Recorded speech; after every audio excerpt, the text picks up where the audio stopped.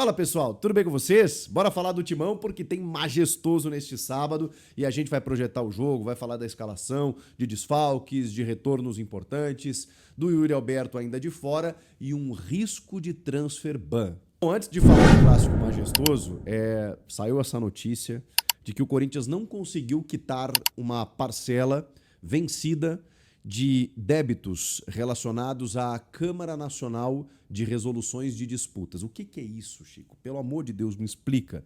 É o seguinte, o Corinthians tem muitas dívidas. Esse é um órgão da CBF que você reúne essas dívidas dentro dessa Câmara Nacional de Resoluções de Disputas para que você não, digamos assim, para que você consiga pagar os seus credores de uma maneira mais parcelada, né, a longo prazo.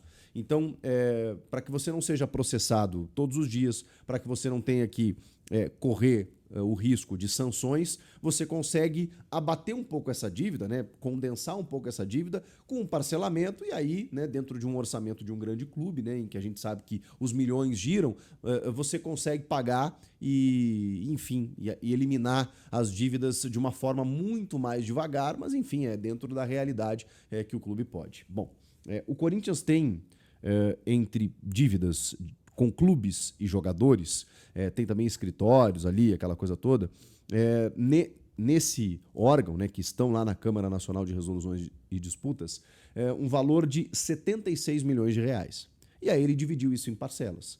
Uma parcela que venceu na última quinta-feira foi de 4 milhões de reais. Para você ter uma ideia, o Cuiabá é o maior credor desse valor que está lá nesse órgão, cobrando 18 milhões de reais do Corinthians. E aí o Corinthians dividiu isso em parcelas, né, para que o Cuiabá possa receber. O Corinthians não pagou.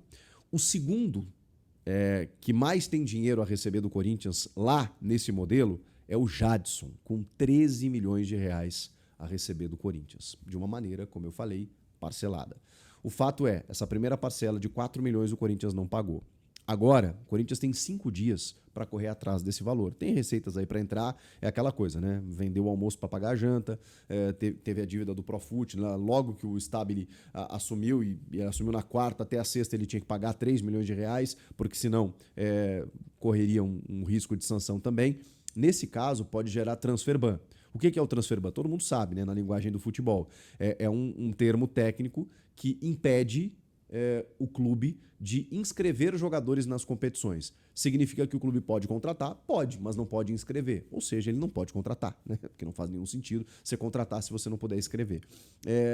Claro que, dependendo do andamento da sua dívida, se o Corinthians, por exemplo, vou dar um exemplo aqui, não pagou esses 4 milhões, correu 5 dias, ainda não pagou, e ele sofre o transfer ban, ele vai ficar impedido de inscrever jogadores, mas no momento que ele quitar, ele volta a poder inscrever. Agora, se isso for reincidente, se isso acontecer de uma maneira constante, tipo assim, não pagou, passou muito tempo, pagou, aí depois pagou, aí a outra parcela não pagou, chega um momento em que pode vir uma sanção do tipo assim, tá, agora chega, nem que você quite, você vai ficar 6 meses sem inscrever jogadores. E aí, no que isso implica? Bom, simplesmente porque tem uma janela aberta, né, gente?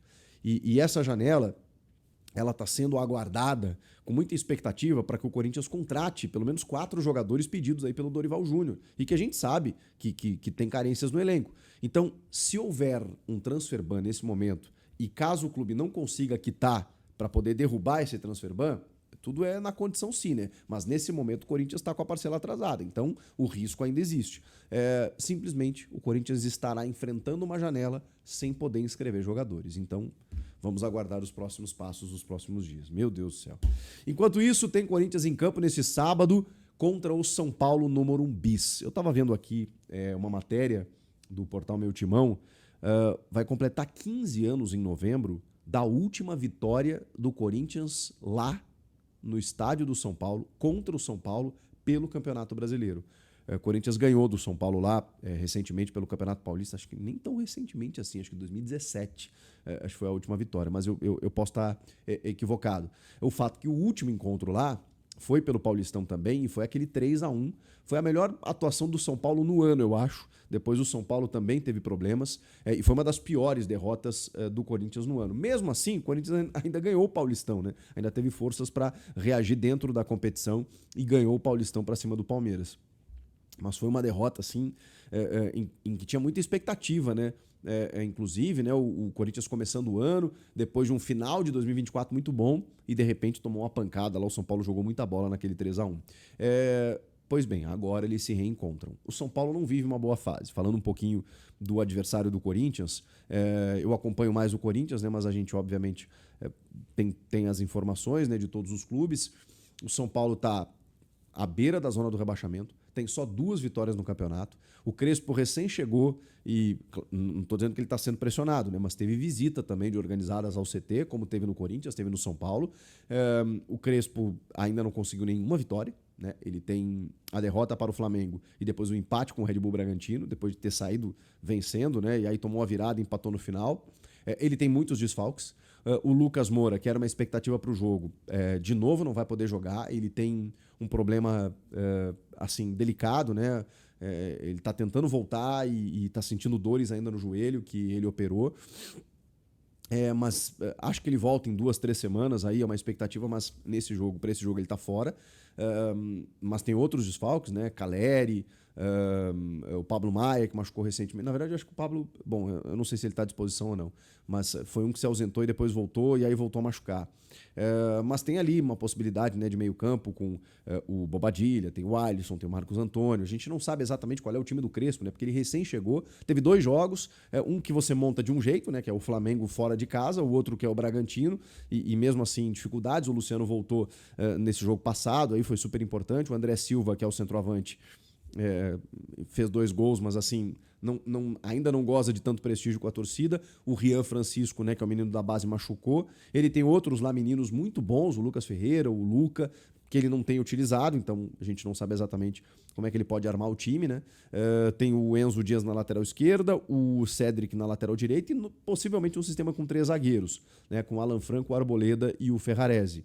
É uma possibilidade de escalação do São Paulo. Mas é um São Paulo com uma exigência, né, de precisar vencer dentro de casa e um clássico contra o arquirrival. No caso do Corinthians, vamos lá, o Corinthians também não está tão bem assim, mas na tabela está um pouco melhor. O Dorival Júnior está pressionado também, especialmente por melhores desempenhos, mas a gente sabe ainda que o resultado é o mais importante. Não adianta jogar bem e perder de 1-0. O torcedor não vai poupar de qualquer maneira. Ele está tendo dificuldades de armar a sua equipe. Eu imaginei que depois da pausa, voltando, o time pudesse mostrar uma cara melhor. Isso ainda não aconteceu.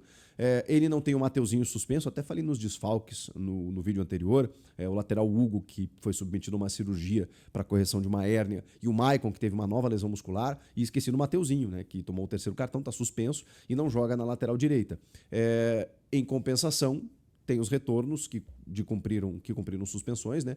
O Memphis Depay e o Romero. Importante porque, né, o Yuri Alberto segue de fora. Ele ainda está na transição física da sua lesão. A gente falava que seria realmente muito difícil ele ser relacionado para esse jogo. Vai acontecer, ele está sendo preparado para os derbys final do mês, né?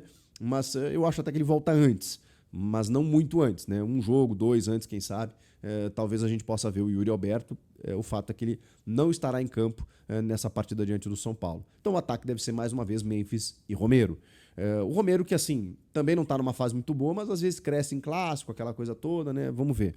E o Memphis muito cobrado por dar resultado, né? Eu acho até que uma cobrança excessiva, porque eu acho ainda que ele segue sendo importante para o time, mas é aquela coisa, né? O cara vale o que custa, então a torcida vai cobrar mais de quem custa mais. Eu acho super natural. Mas acho que o Memphis tem correspondido. E é dele que se espera, né? Realmente, a maior jogada, os melhores números, a maior esperança, tá realmente no Memphis Depay. O Thales fez o gol, né? E acho que tomara que ganhe moral. Obviamente não vai ser titular, mas de repente, né, consegue ter uma confiança maior para poder entrar em campo e ajudar, aquela coisa toda. O time deve ter o Hugo Souza, o Félix Torres na direita, e não dá nem para questionar, porque o Léo Maná realmente mostrou muitas dificuldades sempre que jogou, e o Félix Torres, cara, acho que o Dorival encontrou uma posição para ele, inclusive. Na defesa tem uma dúvida aí, porque o Gustavo Henrique, depois do controle de carga, voltou a ficar à disposição. Será que a dupla vai ser André Ramalho e Gustavo Henrique? o Kaká vinha sendo titular, né? É uma possibilidade também. Na esquerda, o Matheus Bidu, aparentemente, é um novo titular, né? E o Fabrício Angileri está no banco. Não sei se por uma questão física, pode ser, mas acho até que o Bidu não vem jogando mal, não vem comprometendo, né? Vamos colocar a palavra certa aqui. O meio de campo, também tem uma duvidazinha aí, porque ele vai, acho que de Ranieri, Bidon, Carrilho e Garro, só que eu acho um meio campo muito móvel, né? Móvel não, muito leve. E aí talvez ele coloque o Martinez, que, né, é um cara mais intenso, de mais correria e tal. Fisicamente, daqui a pouco pode compensar um pouco o Breno Bidon, que é um jogador mais leve, mais técnico, mas nem tão combativo. E aí, para você combater o meio-campo do São Paulo, talvez o Martinez seja uma solução. Eu acho que ele vai de Martinez, mas o Bidon é um jogador muito querido pelo Dorival Júnior, então a gente sempre coloca ele na condicional, com ataque tendo Memphis e Romero. Esse é o time. Ainda sem Yuri, com a expectativa de que o Memphis possa ser determinante, decisivo.